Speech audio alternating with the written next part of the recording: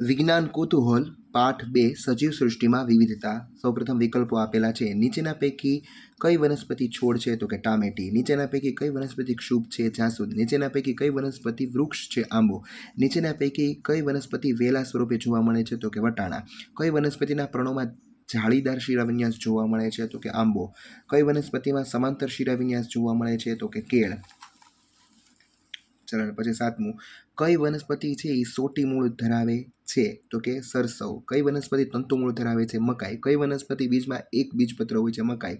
માછલી તેના શરીરના કયા અંગ દ્વારા પાણીમાં હલનચલન કરે છે? તો કે મીન પક્ષો. ચલો પછી 11મું, નીચેના પૈકી કયું પ્રાણી પાણીમાં તેમજ જમીન પર રહી શકે છે? દેડકો. 12મું, નીચેના પૈકી કયું વૃક્ષ પર્વતીય વિસ્તારમાં જોવા મળે છે? દેવદાર. ચાલો એના પછી 13મું, નીચેના પૈકી કઈ વનસ્પતિ રણ પ્રદેશમાં જોવા મળે છે? થોર. 14મું, ઊંટના શરીરના કયા ભાગમાં ખોરાકનો સંગ્રહ થાય છે? ખૂંદ. અને છેલ્લું, નીચેના પૈકી કયું અનુકૂલન ઊંટને પાણીમાં અછત સામે ટકી રહેવા માટે મદદ કરતું નથી? તો કે એ, બી ને સી મદદ કરે છે, જ્યારે ડી મદદ કરતું નથી, તેને લાંબા પગ હોય છે. ચલો પ્રશ્ન 2માં ખાલી જગ્યા આપેલી છે. પ્રાણીઓના જમીન પરના નિવાસ સ્થાનને ભૂનિવાસ કહે છે. કેટલાક પ્રાણીઓ પાણીમાં તેમજ જમીન બંને પર રહી શકે છે અને ઉભયજીવી કહે છે. ત્રીજું, માછલી મીન પક્ષીઓની મદદથી પાણીમાં તરી શકે છે. ચોથું, પર્વતીય વિસ્તારમાં વૃક્ષો સામાન્ય રીતે શંકુ આકારના હોય છે તેમજ ઢાળવાળી શાખાઓ અને સોયાકાર પર્ણો ધરાવે છે. પાંચમું, ફળો ખાતા પ્રાણીઓ બીજનો ફેલાવ કરવામાં મદદ કરે છે. છઠ્ઠું, શેરડીનો છોડ તંતુમય પ્રકારનું મૂળ છે. ચલો એના પછી છઠ્ઠું. 7મું, ચણાના છોડના પર્ણોમાં જાળીદાર શિરાવિન્યાસ જોવા મળે છે. 8મું, બુરાંશના છોડનું નિવાસસ્થાન પર્વતો છે. ઊંટ પ્રાણીને રણનું વહાણ કહે છે. અને 10મું, લદ્દાખના ઠંડા પ્રદેશોમાં રહેતા ઊંટને 2 ખૂંદ હોય છે. ચલો અને પછી માત્ર એક જ ઉત્તર તમારે આપવાનો છે. એમાં જોઈએ પહેલો, 12માસી કયા પ્રકારની વનસ્પતિ છે? છોડ. ક્ષુપ પ્રકારની વનસ્પતિના 2 નામ, જાસૂદ અને કરણ. નબળા પ્રકાંડવાળી વનસ્પતિ જે ટટ્ટાર રહી શકતી નથી, તેને જમીન પર પથરાય છે, તેને શું કહે છે? ભૂપ્રસારી. ચોથું, પર્ણોમાં શિરાઓ દ્વારા રચાતી તરાહને શું કહે છે? શિરાવિન્યાસ. વડ કે પીપળાના પર્ણમાં કયા પ્રકારનો શિરાવિન્યાસ જોવા મળે છે? તો કે જાળીદાર. છઠ્ઠું, થોરના છોડના કયા ભાગમાં પાણીનો સંગ્રહ થાય છે? માસલ પ્રકાંડ. 7મું, 2 ખૂંદ ધરાવતા ઊંટ ભારતમાં ક્યાં જોવા મળે છે? તો કે લદ્દાખના ઠંડા રણમાં. અને 8મું, બંગાળમાં વાઘની ઘટતી જતી વસ્તીને બચાવવા માટે પ્રોજેક્ટ ટાઈગર શરૂ કરવામાં આવ્યો. કઈ સાલમાં? તો 1973માં. ચલો એના પછી ખરા ખોટા આપેલા છે. પહેલું, ગુલાબનો છોડ ક્ષુપનું ઉદાહરણ છે કારણ કે તે કથ્થાઈ રંગનું સખત અને પાતળું પાંદડા છે. સાચું. બીજું, મકાઈ, ઘઉં, ડાંગર વગેરે એક દળી છે. સાચું. ઊંટ લાંબા સમય સુધી પાણી પીધા વગર રહી શકે છે. સાચું. જે છોડના પર્ણોમાં જાળીકાર શિરા તે તંતુમૂળ હોય છે. ખોટું. 5મું, ગરમ રણમાં રહેતા ઊંટને પહોળી ખરી ધરાવતા લાંબા પગ અને રણની રેતીમાં ચાલવામાં મદદ કરે છે. સાચું. માછલીનું ધારારેખી આકારનું શરીર તેનું પાણીમાં તરવું સરળ બનાવે છે. તો કે સાચું. ચાલો એના પછી આપેલું છે 7મું, ઊંચાઈની બાબતમાં ક્ષુપ એ છોડ અને વૃક્ષની વચ્ચેની કક્ષાની છે. તો કે સાચું. પછી 8મું, ઘોરાડની વસ્તી વધતી જાય છે તેને અટકાવવા માટે આરક્ષિત પ્રદેશો જાહેર કરવામાં આવ્યા છે. ખોટું. ચાલો એના પછી 5મા પ્રશ્નમાં એક વાક્યમાં જ ઉત્તરો લખો. પહેલો પ્રશ્ન, છોડનું પ્રકાંડ કેવું હોય છે? તો કે છોડનું પ્રકાંડ લીલું, પાતળું અને કુમળું હોય છે. બીજો, ક્ષુપનું પ્રકાંડ કેવું હોય છે? ક્ષુપનું પ્રકાંડ કથ્થાઈ રંગનું, પ્રમાણમાં મજબૂત પરંતુ બહુ જાડું હોતું નથી. ત્રીજું, વેલા કોને કહે છે? તો કે નબળા પ્રકાંડવાળી વનસ્પતિ જેને ઊંચે ચડવા આધારની જરૂર પડે છે તેને વેલા કહે છે. ચોથું, કયા પ્રકારના મૂળ ધરાવતી વનસ્પતિને સહેલાઈથી ઉખેડી શકાતી નથી? તો કે સોટી મૂળ ધરાવતી વનસ્પતિને સહેલાઈથી ઉખેડી શકાતી નથી. ચલો એના પછી 5મું, થોર ક્યાં જોવા મળે છે? થોર રણ પ્રદેશમાં જોવા મળે છે. છઠ્ઠું, પર્વતીય વિસ્તારમાં કયા પ્રકારના વૃક્ષો જોવા મળે છે? પર્વતીય વિસ્તારોમાં શંકુ આકારના ઢોળાવવાળા શાખાઓ તેમજ સોયાકાર પર્ણો ધરાવતા વૃક્ષો જોવા મળે છે. 7મું, સુંદર અને રંગીન પુષ્પો ધરાવતી વનસ્પતિ? તો કે ગુલાબ અને બુરાંશ. 8મું, બીજમાં 2 બીજપત્રો હોય તેવી વનસ્પતિ? વાલ અને રાજમા. 9મું, નીચેનામાંથી ભૂનિવાસ છે? તો ઘાસના મેદાન, તળાવ, મહાસાગર કે રણ? તો કે ઘાસના મેદાન અને રણ. ચાલો પછી છેલ્લો પ્રશ્ન 10મો, જૂથ બનાવવાથી અગત્યતા. તો જૂથ બનાવવાથી વસ્તુને તેની સમાનતા અને ભિન્નતાના આધારે સમજવાની આસાની રહે છે. ત્યારબાદ વ્યાખ્યા આપેલી છે, પેલી છે જૈવ વિવિધતા. કોઈ ચોક્કસ પ્રદેશોમાં વિવિધ પ્રકારની વનસ્પતિઓ અને પ્રાણીઓ જોવા મળે છે, તેને તે પ્રદેશની જૈવ વિવિધતા કહે છે. બીજો પ્રશ્ન, નિવાસસ્થાન.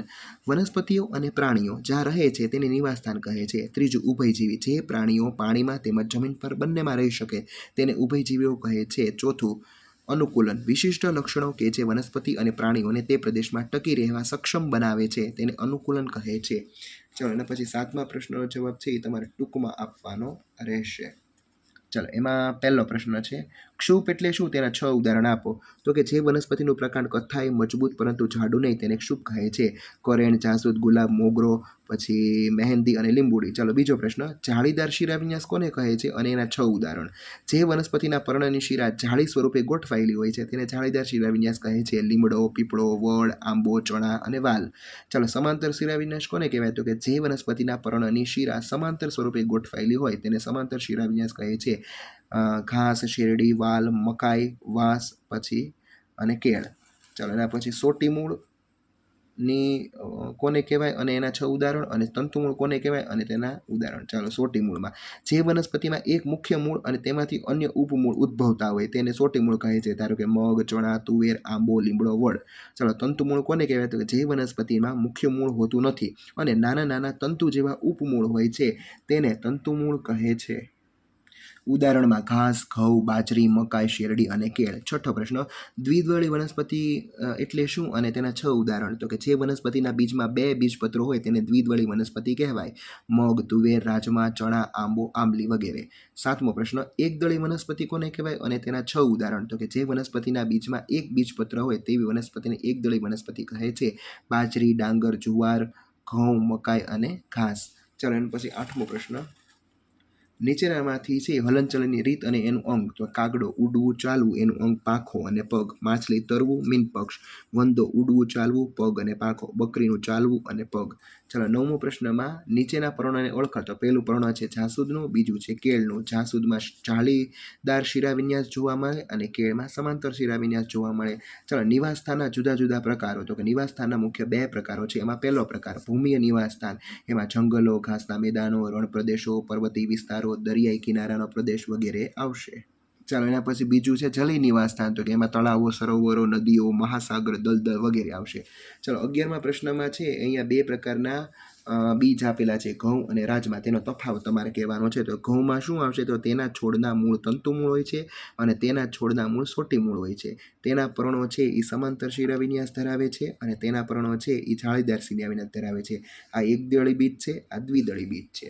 ચાલો, કોષ્ટક આપેલું છે. તો કે દ્વિદળી અને સોટી મૂળ હોય એવા જાસૂદ, આંબો, ચણા, વાલ, અને એકદળી અને તંતુમૂળ હોય એવા ઘઉં, બાજરી, મકાઈ, શેરડી. ચાલો, હવે પહેલો પ્રશ્ન આપેલો છે કે એ જૂથની વનસ્પતિમાં બીજી કઈ સમાનતા છે? તેમાં જાળીદાર શિરાવિન્યાસ છે. અને બી જૂથની વનસ્પતિમાં છે એમાં સમાંતર શિરાવિન્યાસ છે. ચાલો, 13મા પ્રશ્નમાં જુદા જુદા છે એ સજીવો આપેલા છે. તો એના આધારે તમારે એ પ્રાણીઓને સસ્તન પ્રાણી અને સસ્તન ન હોય તેવા પ્રાણીમાં વર્ગીકૃત કરી. આપણે જે આ પાઠમાં ન હોય એવા એ રીતે વર્ગીકરણ કરવાનું છે. સસ્તનમાં ગાય, ચામાચીડિયું, વેલ. સસ્તન ન હોય એવા વંદો, કબૂતર, કાચબો, પછી માછલી, તીડ અને ગરોળી. એના પછી 14મો પ્રશ્ન આપેલો છે કે ફ્લો ચાર્ટનું વિશ્લેષણ કરો અને એ અને બીના ઉદાહરણ શું હોઈ શકે? તો એના છોડમાં જાળીદાર શિરાવિન્યાસ હોય, આંબો, વડ, પીપળો, લીમડો. બીના છોડમાં સમાંતર શિરાવિન્યાસ હોય, ઘઉં, ઘાસ, કેળ અને વાંસ. ચાલો, એના પછી 15મો કે મનુની માતા છે એ કિચન ગાર્ડનની જાળવણી કરે છે. એક દિવસ તેને છે એ ખોદીને મૂળો કાઢી રહી હતી અને તેણે જોયું કે એમાં મૂળનું અવલોકન કરો તો કયા પ્રકારનું મૂળ છે તે અને એના પર્ણો છે એમાં કયો શિરાવિન્યાસ જોવા મળે છે. તો મૂળોમાં કયું મૂળ? તો કે સોટી મૂળ ધરાવે છે અને તેના પર્ણોમાં જાળીદાર શિરાવિન્યાસ જોવા મળે છે. ચાલો, એના પછી 16મો પ્રશ્ન આપેલો છે. આ 16મા પ્રશ્નમાં તમારે એ ભાગમાં છે એ જલીય અને જળચર પ્રાણી, બી ભાગમાં છે એ તમારે ભૂનિવાસી પ્રાણી અને સી ભાગમાં તમારે બંનેમાં રહેતા પ્રાણીઓ છે એ તમારે દાખલ કરવાના છે. ચાલો, એમાં એમાં ડોલ્ફિન અને વેલ આવશે. સીમાં છે એ દેડકો, મગર અને કાચબો આવશે. અને બીમાં ઘોડો, ઘેટા, ખિસકોલી, અળસિયું અને કબૂતર આવશે. ચાલો, એના પછી બતક અને કબૂતરનો તફાવત તમારે લખવાનો છે. તો તેને ત્વચાથી ઢંકાયેલા પહોળા પગ હોય છે, કબૂતરને ત્વચાથી ઢંકાયેલા પગ હોતા નથી. તે પાણીમાં ઝડપથી હલેસા મારી શકે છે, જ્યારે કબૂતર છે જમીન પર ચાલી શકે છે, પાણીમાં નહીં. ચલો એના પછી ઊંટને રણનું વાહન કહે છે. વૈજ્ઞાનિક કારણ આપવાનું છે તમારે. તો કે કારણ કે ઊંટ રણ પ્રદેશમાં સરળતાથી જીવન ટકાવી શકે છે. ઊંટને લાંબા પગ હોય છે જે તેને રણની ગરમીથી બચાવે છે. તેના પગના નીચે નરમ ગાદી જેવી રચના આવેલી હોય છે જે તેને રણની રેતીમાં આગળ વધવામાં મદદ કરે છે. તે લાંબા સમયે અલ્પ પ્રમાણમાં મૂત્રનો ત્યાગ કરે છે અને તેનો મૂળ સૂકો હોય છે. વળી તેની ખૂંદમાં પાણીનો સંગ્રહ પણ થાય છે. જ્યારે તેને ખોરાક પ્રાપ્ય ન હોય ત્યારે તે ખૂંદમાંથી મેળવે છે. આમ તે ખોરાક અને પાણી બંને વિના ચલાવી શકે છે. બીજો પ્રશ્ન, થોર ગરમ રણમાં જીવન ટકાવી રાખવા અનુકૂલિત થયેલ છે કારણ કે થોરના મૂળ જમીનમાં ઊંડે સુધી જાય છે અને પાણીનું શોષણ કરે છે. તેના પર્ણો નાના અને ઓછા હોય છે તેમજ બાષ્પોત્સર્જન દ્વારા ઓછું પાણી ગુમાવે છે. તેનું માસલ પ્રકાંડ પાણીનો સંગ્રહ કરે છે. જાડું લીલું પ્રકાંડ તેની શાખાઓ સૂર્યપ્રકાશની હાજરીમાં પ્રકાશ સંશ્લેષણની ક્રિયા કરી ખોરાક બનાવે છે. ચાલો એના પછી તફાવત આપેલા છે છોડ અને ક્ષુપનો. પેલો તફાવત કે છોડની ઊંચાઈ ઓછી હોય છે, ક્ષુપની ઊંચાઈ મધ્યમ હોય છે. છોડનું પ્રકાંડ કુમળું હોય છે, ક્ષુપનું પ્રકાંડ મજબૂત હોય છે. ઉદાહરણ આમાં તુલસી બારમાસી, આમાં જાસૂદ અને કરણ. જાળીદાર શિરાવિન્યાસ અને સમાંતર શિરાવિન્યાસ. તો કે જાળીદારમાં પર્ણનો શિરાવિન્યાસ જાળીદાર હોય છે અને સમાંતરમાં સમાંતર હોય છે. લીમડો, પીપળો, વડ, આંબો તેના ઉદાહરણો છે. ઘાસ, કેળ, મકાઈ, શેરડી તેના ઉદાહરણો છે. ચાલો એના પછી સોટી મૂળ અને તંતુ મૂળ. તો કે તેમાં એક મુખ્ય મૂળ હોય છે અને આજુબાજુ નાના મૂળ હોય છે. જેમાં મુખ્ય મૂળ હોતું નથી, જેમાં ઘણા બધા નાના તંતુ જેવા મૂળ હોય છે. દ્વિદળી આવામાં આવે છે અને આમાં એક દળી આવે. ચાલો એક દળી અને દ્વિદળી. તેમાં એક બીજપત્ર હોય, તેમાં બે બીજપત્ર હોય. ઉદાહરણમાં મકાઈ અને ઘઉં અને ચણા અને રાજમા. ચાલો એના પછી વર્ગીકરણ કરવાનું છે કે છોડ, ક્ષુપ અને વૃક્ષમાં. તો છોડમાં તુલસી, બારમાસી, મકાઈ, ક્ષુપમાં જાસૂદ, આસોપાલો, મહેંદી અને વૃક્ષમાં લીમડો અને વડ. ચાલો એના પછી જાળીદારમાં અને સમાંતરમાં છે એ વર્ગીકરણ કરવાનું છે. જાળીદારમાં તુલસી, જાસૂદ, વડ, પીપળો. સમાંતરમાં ઘઉં, મકાઈ, વાંસ અને ઘાસ. ચાલો એના પછી સોટી મૂળ અને તંતુ મૂળ. તો સોટી મૂળમાં છે આંબો, બારમાસી, તુલસી, સરસવ. તંતુ મૂળમાં ઘઉં, નાળિયેરી, શેરડી અને બાજરી. ચાલો એના પછી એક દળી અને દ્વિદળીમાં. તો એક દળીમાં ડાંગર, બાજરી, મકાઈ, ઘઉં અને દ્વિદળીમાં ચણા, મગ, સરસવ અને આંબલી. ચાલો ને પછી જોડકા આપેલા છે કે રણ પ્રદેશમાં છે એ ઊંટ રહે, પહાડી પ્રદેશ છે એમાં સફેદ રીંછ, ઘાસનું મેદાન છે એમાં હરણ અને મહાસાગર છે એમાં વેલ. ચાલો એના પછી માછલી છે એને મીન પક્ષ, ઊંટ હોય એને ખૂંદ, દેવદાર હોય શંકુ જેવો આકાર અને થોર છે એ માસલ પ્રકાંડ. ચાલો એના પછી મુદ્દાસર પ્રશ્નોના જવાબ તમારે લખવાના છે. એમાં પહેલો પ્રશ્ન, મૂળના પ્રકાર જણાવો અને આકૃતિ દોરી વિશે ટૂંકમાં લખો. તમારે આકૃતિ દોરવાની સોટી મૂળ અને તંતુ મૂળ. મૂળના બે પ્રકાર છે, સોટી મૂળ અને તંતુ મૂળ. સોટી મૂળ, આ પ્રકારના મૂળમાં એક મુખ્ય મૂળ હોય છે અને આજુબાજુ ઉપમૂળ આવેલા હોય છે, જેમ કે લીમડો, તુવેર, વાલ, આંબો વગેરે. તંતુ મૂળ, આ પ્રકારના મૂળમાં મુખ્ય મૂળ હોતું નથી પરંતુ નાના નાના તંતુ જેવા ઉપમૂળ હોય છે, જેમ કે ઘઉં, બાજરી, મકાઈ અને શેરડી. ચાલો બીજું આપેલું છે પર્વતીય બકરી અને મેદાની બકરીમાં શું સમાનતા છે અને શું તફાવત તે આપણે લખીએ. ચાલો સૌથી પહેલા સમાનતા જોઈએ કે બંનેના પગમાં ખરીઓ આવેલી હોય છે. બીજું, બંને ખોરાક તરીકે વનસ્પતિ ઘાસ ડાખળીઓ ખાય છે.